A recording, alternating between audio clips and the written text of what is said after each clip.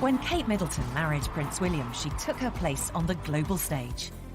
Overnight, she became one of the biggest stars of the most famous family in the world. Then, just over 2 years after marrying the future king, the Duchess of Cambridge swiftly cemented her own place in royal history, giving birth to their first child and third in line to the throne, Prince George Alexander Louis. He's got a good pair of lungs on him, that's for sure. He's a big boy, he's quite heavy.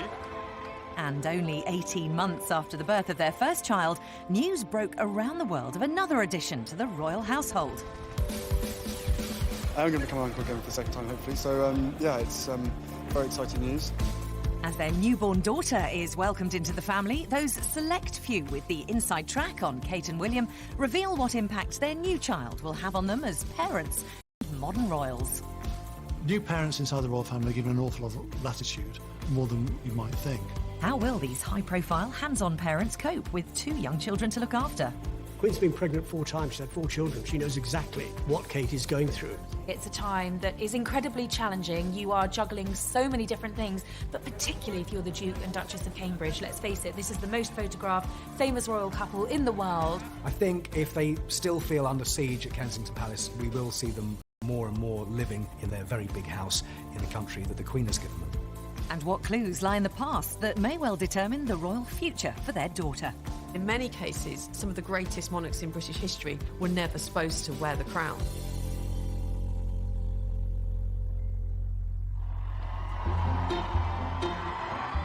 Since becoming the Duchess of Cambridge and mother to the future king, Kate Middleton's life has dramatically changed forever. She wasn't an aristocrat, she wasn't blue-blooded, she was a regular home counties girl, and look at her now. For years, the media's been looking for a new golden goose, and since Diana died, they haven't been able to find one. In Kate Middleton, Duchess of Cambridge, they've got a new golden goose. The royal family don't see themselves as celebrities. That's not how they class themselves. And it's very interesting at an A-list event in Hollywood where William and Kate were, when you see genuine A-list celebrities queuing up to speak to William and Kate. That's the level we're talking at here. I think no matter where you are in the world, A, you know who Kate is, and B, you've definitely Googled to find out where you can get your hands on that dress.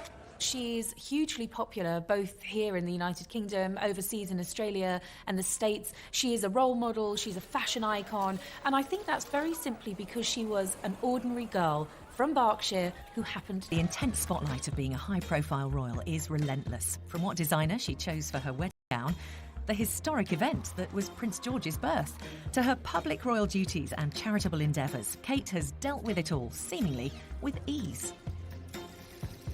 She may be a swan, she may be paddling furiously underneath, but to the world, she seems imperturbable.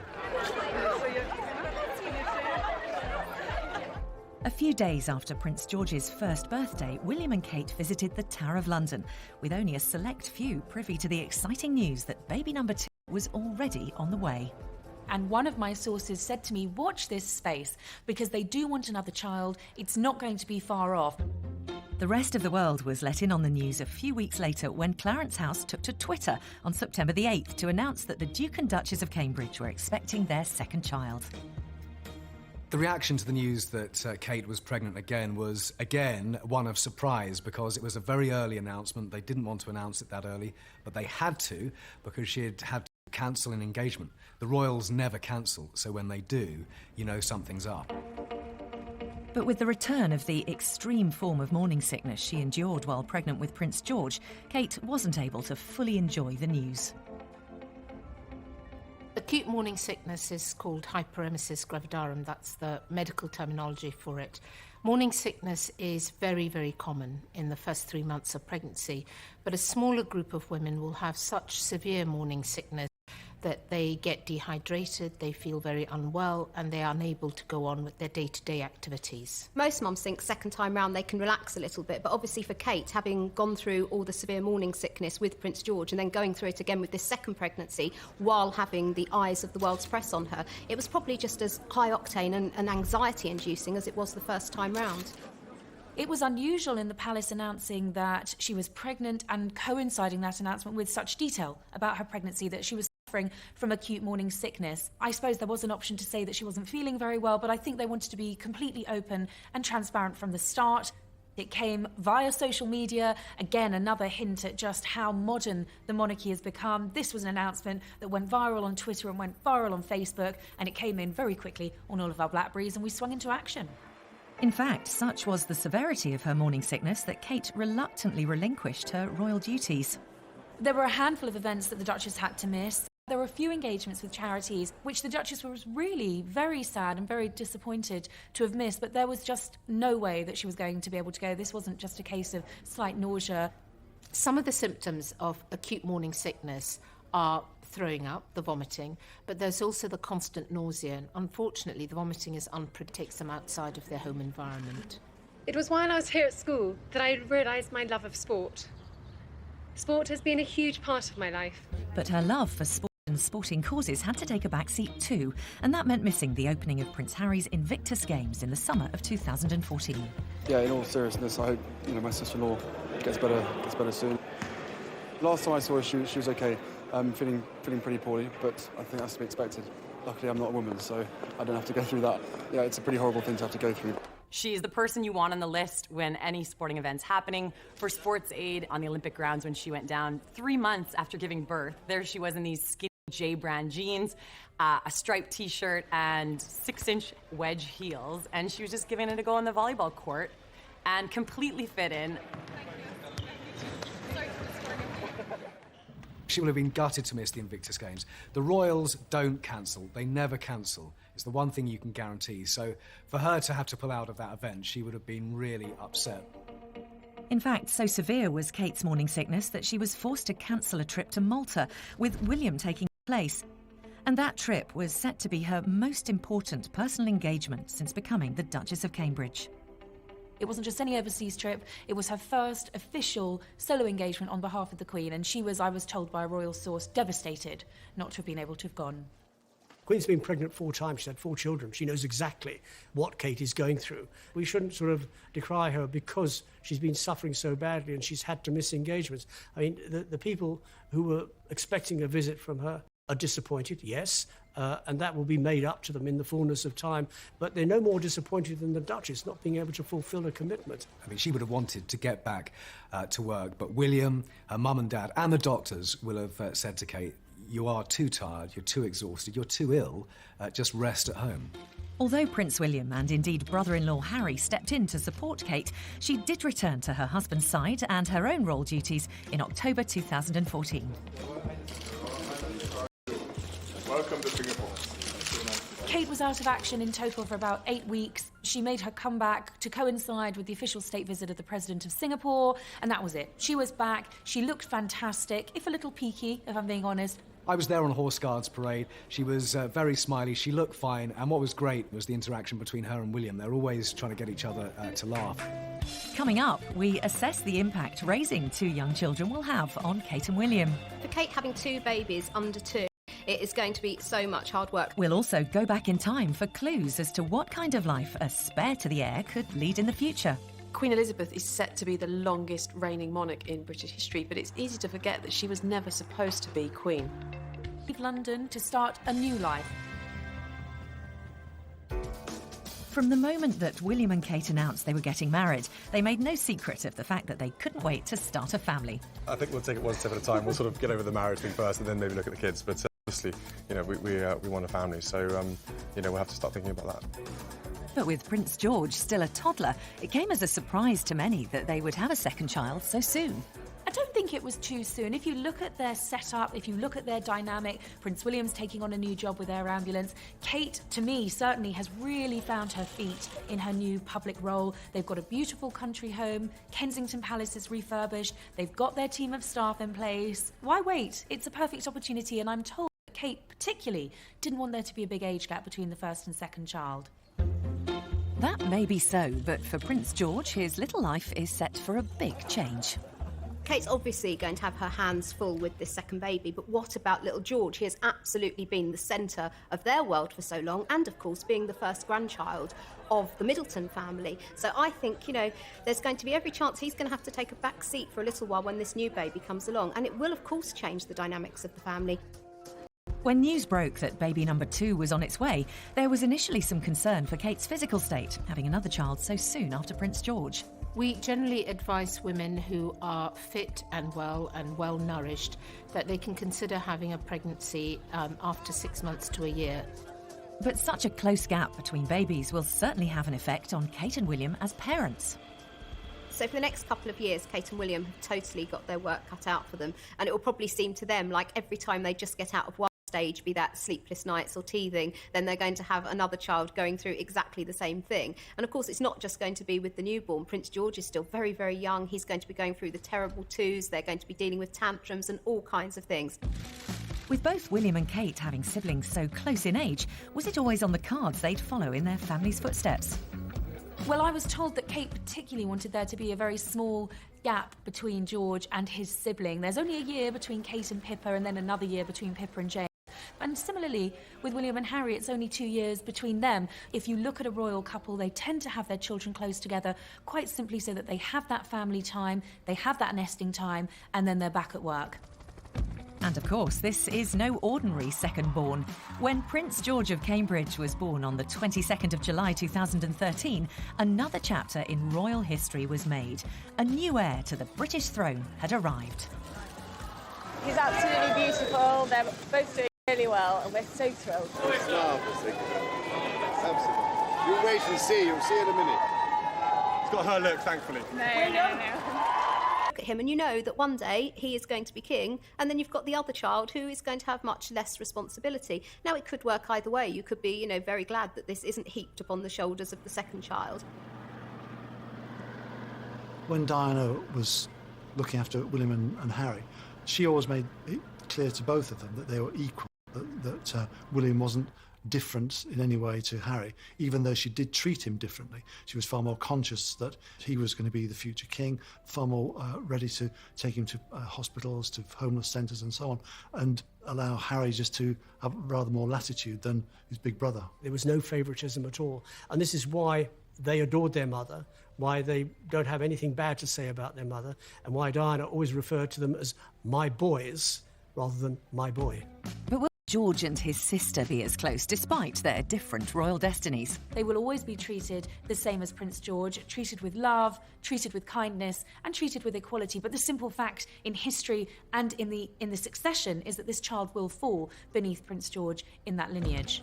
As a spare heir and fourth in line to the throne, Kate's daughter, Princess Charlotte of Cambridge, is not likely to ever be queen by birthright. But that hasn't always been the case. Over the course of history, the royal spare has been absolutely essential. In order to really be secure as a monarch, you needed to have both an heir and a spare. This was particularly important at a time when children often didn't live very long, when obviously all kinds of premature deaths and so on could take place. So really an heir and a spare was absolutely crucial. And history has also pointed to a cheekier and more mischievous set of royal second-borns. When you think about people like Prince Harry and Princess Margaret, that there has been a sort of fun-loving spirit that has characterised the royal spares in those cases. I think to some extent it's probably personality, but I think also the idea of having the kind of royal privileges in the sense of having money and access to the sort of social life and experience that those people have, but at the same time not having the responsibility of being a future monarch. I think it's very much genetic, quite frankly, that William is very Hanoverian, he's quite stolid, whereas Harry is very much a Spencer, devil-may-care, rather reckless, just like his mother. And William is far more dutiful, far more sensible, far more down-to-earth. Also, it is the way that brothers of that type interact. Research generally suggests that parents do approach things differently with baby number 2. They don't have that first-time mum or dad anxiety syndrome. They're generally much more laid back. They will leave the to cry for that little bit longer. They won't be so obsessed with changing a nappy every single hour off into a really false sense of security when they've already had one baby and then there's another one on the way. If they've had a really, really easy time first time round, they normally expect that number 2 will be the same. Now, obviously, we don't know the intricacies of Prince George's character, but if they have had a really good, easy time with him and if he's been a good sleeper, hasn't cried much, they'll probably be expecting the same with their second baby. And who knows, they could be in for a huge shock if number 2 has a completely different personality. The bond between siblings can be complicated. Of course, brothers and sisters are likely to be close and look out for one another. But for those siblings raised close in age, hierarchy and a fierce desire to be the most successful often comes hand in hand with their relationship. So what happens when one is destined to be ruler and the other the spare? I suppose if we go right back into the 12th century, we've got the rivalry among the sons of Henry II. So Richard the Lionheart, King John, their elder brother, Prince Henry, who was actually killed in campaign against his brothers. So there was a real rivalry there. William and Harry are huge rivals. I mean, they're on the polo field. It used to drive William mad that Harry, at a younger age, was a better horseman, better shot, and at the same time, Harry always deferred to William because he was the older brother. William and Harry have always had a bond. With youngsters, where there is a 2-year age difference, they're close almost from the word go, because as William grew of his choice, then Harry would take them over. And as they grew up, they became closer because the age difference was only 2 years. So I think that was one of the contributing factors that made them so close. And of course, the Duchess of Cambridge herself grew up with a sister just 20 months younger than her. So how will her childhood experiences affect the way she approaches being a mother of 2 under 2? They speak every day, they spend a lot of time together, they see each other all the time. Pippa's very involved in George's life, so you've got a really strong sibling link, and that is absolutely what Kate will want George to have with his sibling. Still to come, we'll get the inside story behind the big changes for Kate and William as they prepare for a new baby. Kate was having a conversation with the Queen in which she confided that she'd found being with George on her own and not having a full-time nanny or a maternity nurse very hard work. I think if they still feel under siege at Kensington Palace, we will see them more and more living on the Sandringham estate at Anmer Hall, their very big house in the country that the Queen has given them. Like all parents looking forward to having a second child, Kate and William will no doubt have been agonising over how to raise their growing family and what, if anything, they do differently this time. Parenting is almost like a competitive sport these days. Parents cannot do right for doing wrong. Somebody is always going to be judging you, be that other parent got the eyes of the world on you. That pressure must be absolutely magnified 100 times.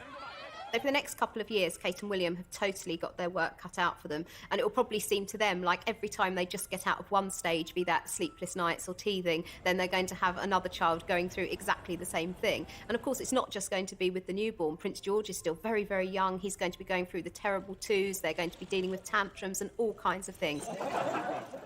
Well, I was told that last Christmas, Kate was having a conversation with the Queen in which she confided that she'd found being with George on her own and not having a full-time nanny or a maternity nurse very hard work. You remember they went back to the Middletons and William and Kate wanted to be hands-on parents.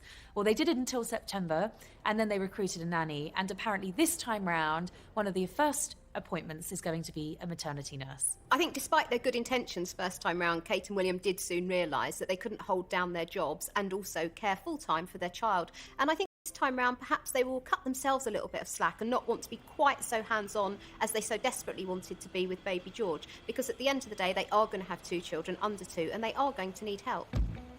And like many parents, Kate and William will turn to their families for a helping hand too. Mummy and Daddy Middleton are absolutely crucial to this whole story, going, way back 10 years and all through the courtship of William and Kate. And they are, Carol is very involved in the upbringing of George and looking after her eldest daughter, Kate, when she was ill again with this extreme morning sickness. And for many weeks, Kate was at home in Berkshire with Mum and Dad, and Grandma Middleton was taking up the strain there. I think she's going to want the security of having her mum and dad around, but also I think this is all about the normality that she wants for her children as well. One of the things that enables William and Kate to be so ordinary is the presence of the Middletons in their lives. Carol is a regular through those iron gates of Kensington Palace. She whizzes through in her Land Rover. There's no security because everyone knows her, and she turns up to help with bedtime, with bath time. She is absolutely indispensable. She was from the very start when William and Kate moved into the Middletons' house, the Manor, for those early weeks of George's life. And of course, it was to Carol that Kate went when she was so poorly. She didn't want to face the world. She didn't want to be in a palace on her own while William was studying for his new job. She wanted to be with Mum. And I think that's very special. I think it's wonderful that she's been allowed to do it, that the courtiers haven't stood in her way, and that she can go home not be photographed, and actually just be Kate, being looked after by mum. Of course, William has only to look back at how Harry and he were raised for some clues on caring for two young royals. William and Harry were raised not like your average child, but they were raised very much in the aristocratic fashion. Prince Charles was a loving but rather distant father. Princess Diana broke with the mould by being Balmoral because she was spending so much time with the children, and she said, why don't you leave them with the nanny? Prince William is a far more hands-on father at this early stage than Prince Charles was. Prince Charles, like many fathers, aristocratic fathers, came into his own once the boys were old enough to go hunting, shooting and getting on horseback. My guess is that William learnt very much what goes on in the great big wide world by his mother taking him down to the high street, to the movies, to the hamburger joint, to the bookshops, to the clothes shops. So he got a good grounding from his mother about the real world. But having said that, he got a good grounding from his father about the real world, but the real world on the other side of the coin. Country pursuits, polo, hunting, shooting, fishing. Diana often talked about her craving to be normal. Well, frankly, she shouldn't have married the Prince of Wales. William and Kate aren't normal. They live in palaces. One of the things that William loves about Kate is that the Middletons are normal, and it's the closest taste that he's had of what other people have, an ordinary Sunday lunch, going to the pub, that sort of thing. But clearly, they're not normal. One day they are going to live in a very, very big house and be king and queen. And that quest for normality, to remain as grounded as possible despite their privileged royal status, has seen Kate and William consider a big move away from their London apartment in Kensington Palace. They will move back to their new house in Animal Hall. So from now on and for the next couple of years, they will be a family of 4 and they'll be based in Norfolk. I think the move to Norfolk is really important because they do feel, it's a cliche, but they do feel Kensington Palace is this sort of gilded cage. Very, very gilded, but still, there's a limit to what they can do. I know that the one thing that Duke and Duchess really want is to be ordinary. They want to be normal. Behind the walls of Kensington Palace, however, is a team of staff.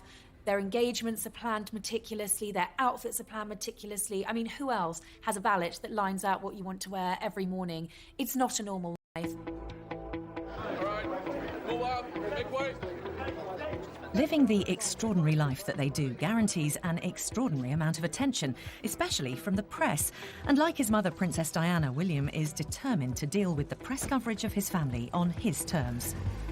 But despite the couple's best efforts, in October 2014, an incident involving a press photographer and baby George led to William and Kate publicly requesting that their son be left alone. The feeling about invasion of privacy is quite strong, and I believe in it. We don't have privacy laws in the United Kingdom. They have them in other parts of the world. I think when you have a baby being stalked at the age of 1, that is obscene. It's really indecent, and quite frankly, the baby and the nanny deserve a certain amount of privacy. There are those who say, well, if they don't like it, go and walk in the garden and should be seriously wrapped over the knuckles. The significant change that's happened in the royal family over the last few years has been the fact that Prince William has been far more ready to go to law than his father, Prince Charles. And the old adage, never complain, never explain, has now been jettisoned by Prince William. He's far more hands-on, he's far more prepared to come out fighting for his family and for his wife's privacy. They're not going to have intrusion. They're not going to have their child sort of having to stick behind a wall just because there are photographers out there who are greedy. Privacy is very difficult, especially when you go for walks in public parks, and that's part of the tension at the moment between the royal family and the media, particularly the foreign media, which is printing many more paparazzi shots than the British media is. So the move to Norfolk, the job with the air ambulance, the big house on the Sandringham estate that the Queen has gifted to them, and Mahal, that's all part of trying to be normal.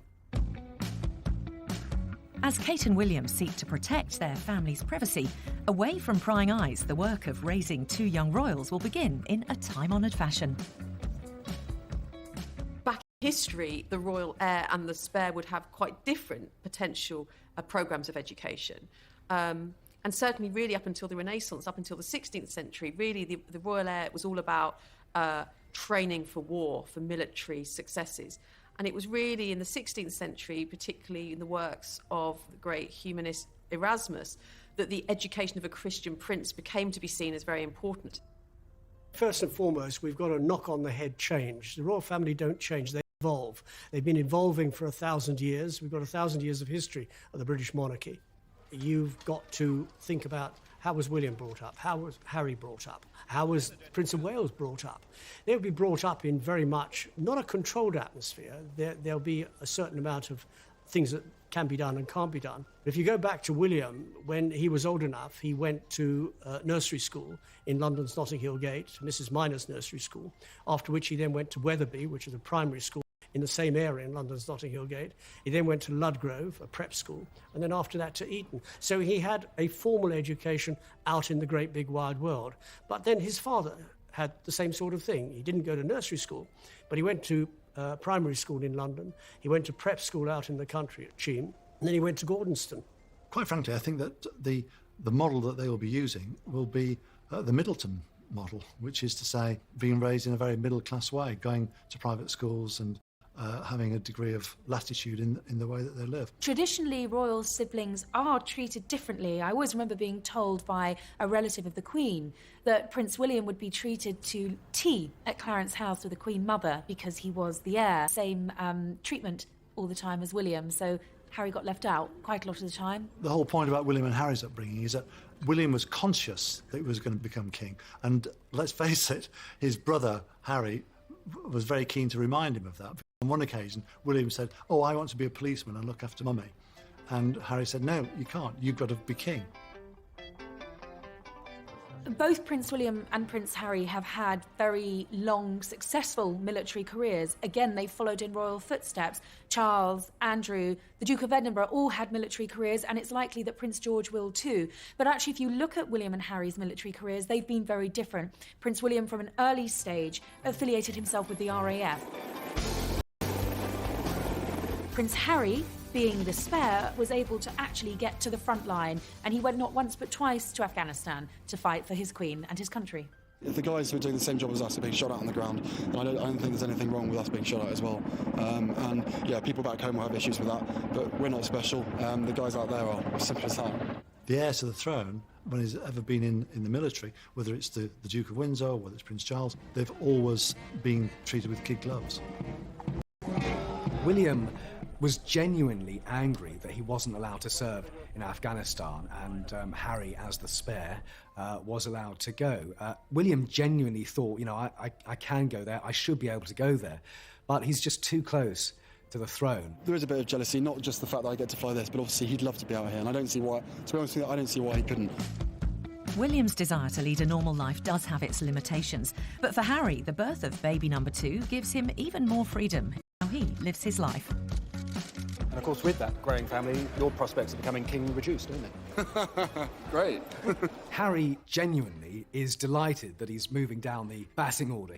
He can see what the pressure, the expectation, the waiting does to people. He's seen it with his father. He's seeing it now with William, who, you know, does have a heavier burden on his shoulders, destiny or history or whatever you want to call it. Harry doesn't have that. I think William's come to terms with it now, and he feels he can, you know, make his own space and do his own thing. Harry, of course, has got much more freedom to do that. But if history has shown us anything, it's that royal futures are never set in stone. In the past, if you think about Prince Arthur, the oldest son of Henry VII, he dies, and actually it's his brother, the much more charismatic Henry VIII, who succeeds him, and who, of course, isn't supposed to have been king again, but, of course, had a huge impact on history. I mean, is one of the most sort of infamous monarchs. Royal history isn't always set in stone. Things don't always work out how they're expected to. When Edward VIII abdicated, his brother found himself in an unprecedented and very unexpected position, and that position was quite simply he would be the next King of England. Both Elizabeths, Victoria, Henry VIII, none of them were meant to take the throne. They were all way down the line of succession, but then fate played its hand. Coming up, we look at who the big money winners are likely to be from the birth of baby number 2. In our case, she was placing the order pretty much like a regular customer, except the delivery address was Kensington Palace, which was quite exciting. In stores, we were getting calls from all over the world, even from like Spain, Japan, everywhere. And we'll get the inside track on the birth that kept everyone waiting. With William and her charismatic brother-in-law Harry by her side, Kate has been credited with helping to make the British royal family accessible and relevant again. So it's no surprise that since she became the Duchess Cambridge, the world has literally been buying into Kate Middleton. We all know that Kate loves the high street fashion brands, and one of them in particular is Reiss. And since we've seen her wearing so much Reiss, that's actually contributed to them opening across the US. I think we've seen it time and time again that Kate's fashion sells out in seconds. The blue and white wrap dress that she wore in Australia sold out in 8 minutes. I think no matter where you are in the world, you are definitely looking out for Kate. You want to know what she's wearing, where she bought it from, and if in fact you can get your hands on it. Coming from Canada, I know that blog posts to magazines, anywhere you can kind of find that information, they'll be letting you know what Kate wore most recently and giving you examples of where you can find it. Kate's clothes, of course, are always of interest, and she does the yummy mummy look very, very well. When she's off duty, we're used to seeing her in her skinny jeans and her little pumps and sweaters, and that's a look that everybody can copy and everybody can emulate, and again, that's part of her huge appeal. All eyes in the fashion industry, from the stylists to the brands to the people that are getting on the websites to pick up these items, they're just watching what Kate is putting baby George in and what number 2 is going to be wearing, because that's what people want to get their hands on, that's what brands want to be selling, and that's what stylists want to be creating.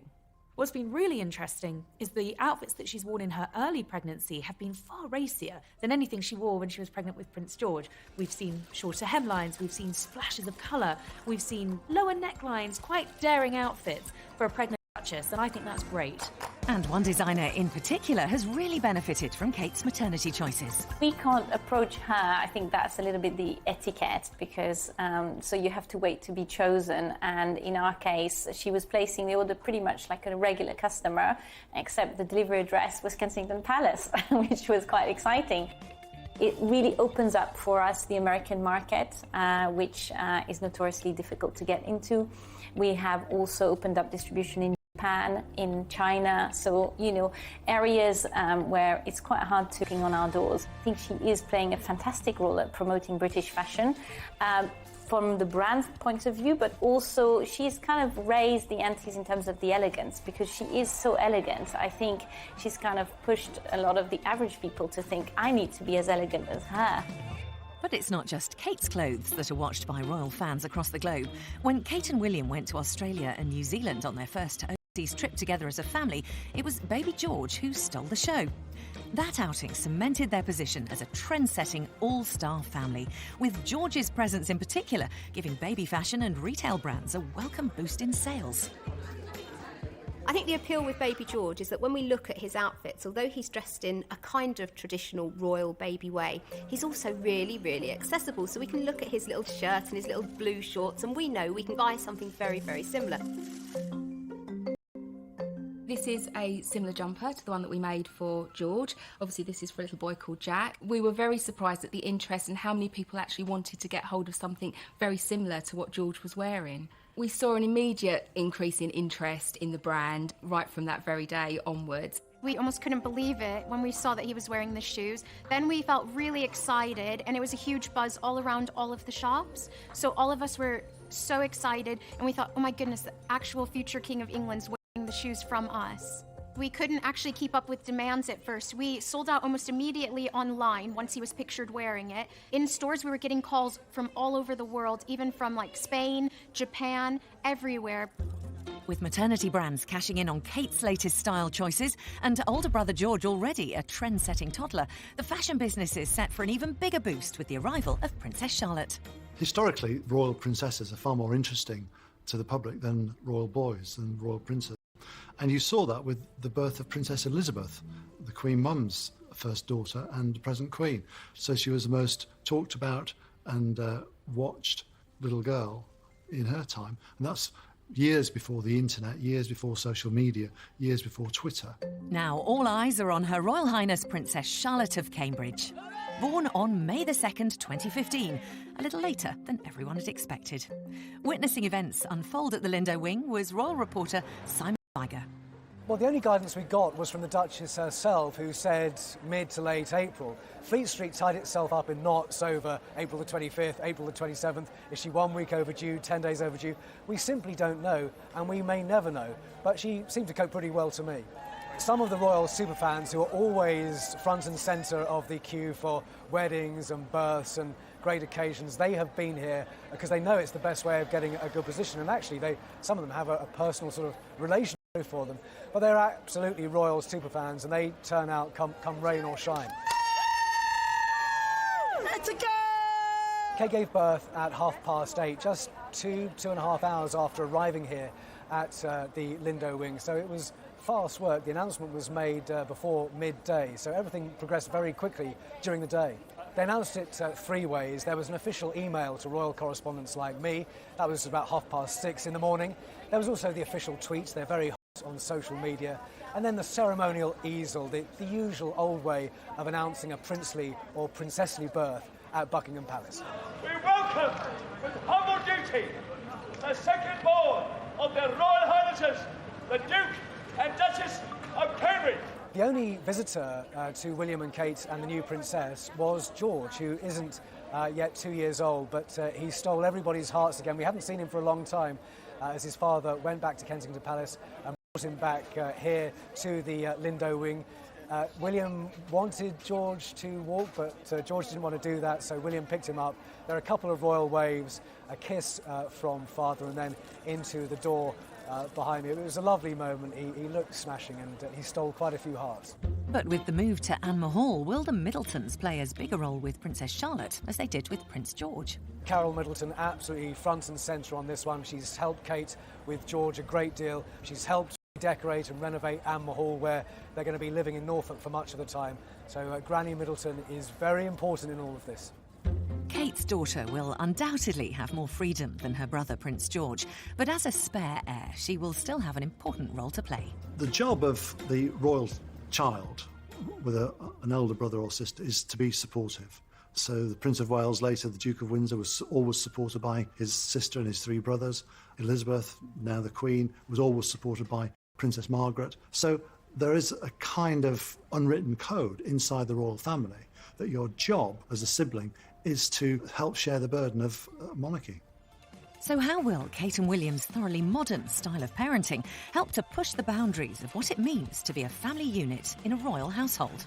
I think how Princess Diana brought up her boys has quite obviously had a huge long-term effect on Prince William. And I think that probably has really geared William up to do very much the same sort of thing. We probably won't ever hear about it. We will hopefully never see the pictures of this private family time. But I'm quite certain that Prince William will be doing all those sorts of things totally under the radar, just like his mum did, to ensure that his children have a relatively normal upbringing, a normal childhood. What are we going to see of the younger royals in the next few years? Well, we'll see more of William and Kate and Harry as they take on more official royal duties.